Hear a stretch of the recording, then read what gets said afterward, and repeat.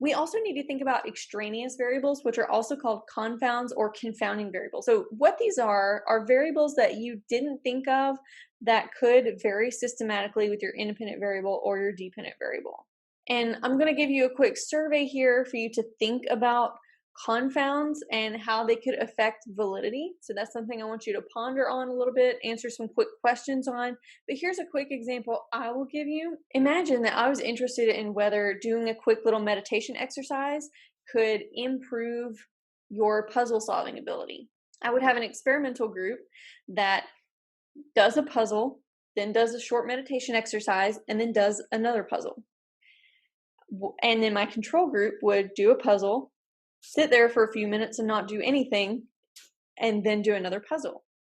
Now, what if my experimental group had easy puzzles and my control group had hard puzzles?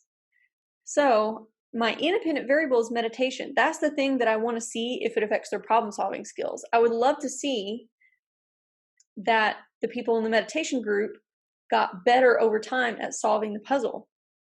Well, if I gave them easy puzzles after the meditation compared to before, I don't know if it's because of their meditation or because the puzzle was easy.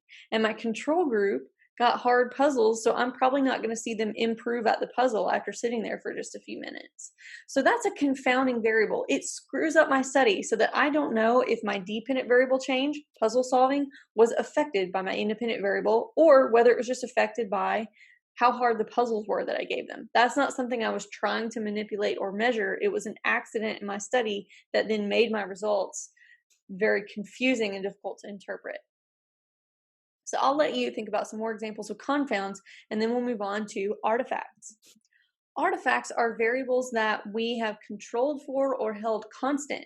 And what they do is restrict internal validity a little bit because they make our testing or lab environment kind of artificial. That's why they're called artifacts. Same root word there. If I'm interested in whether meditation makes you better at solving problems, what I'm really interested in figuring out overall is if it's helping you at solving problems in your real life that pop up unexpectedly, that are unpredictable.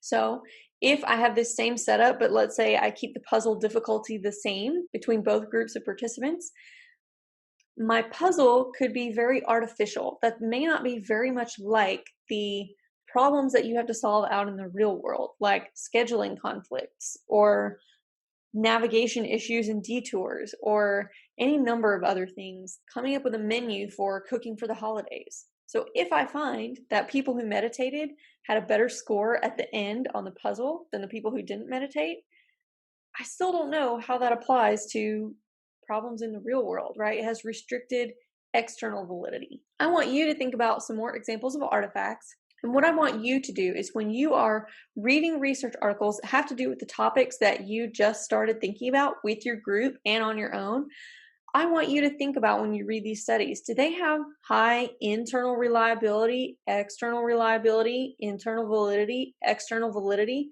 Start looking out for these and see if you have suggestions on how they can improve some of those things. Speaking of being a reviewer for journal articles, now I'm going to teach you how to read journal articles.